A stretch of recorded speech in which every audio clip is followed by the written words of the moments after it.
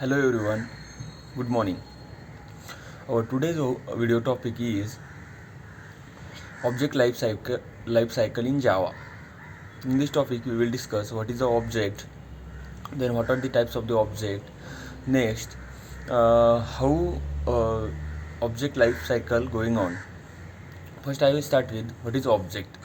So the object in Java is a logical as well as a physical entity, or we can say object in Java is an instance of the class.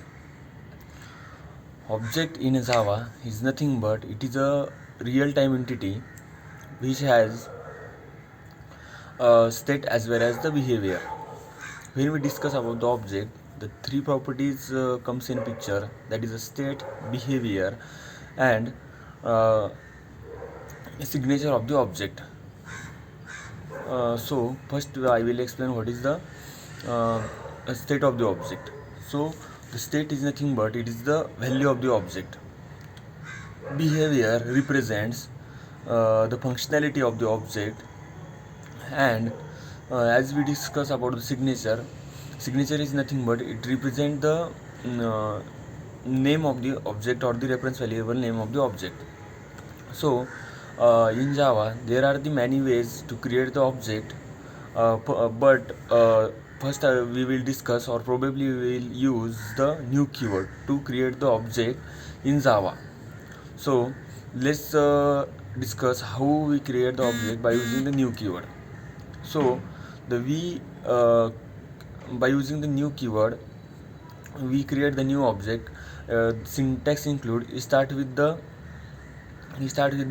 class which we have to instantiate class, then the reference variable, then equal to new operator, and then the again class name, and in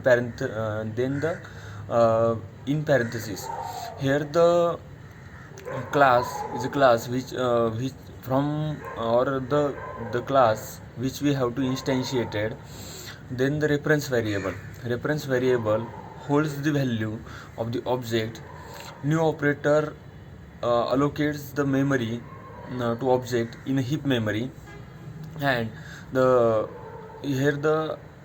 default constructor of the class is called to provide the initial value to the variable in the class. So that was the syntax of the or that was how we create the new object. So the next I will discuss the life cycle of the object. Life cycle of the object divided into three parts, that is the initialization of the object, declaration of the object, and then the use of the object, and last stage is the destroying or destruction of the object. First I will explain the declaration or creation of the object.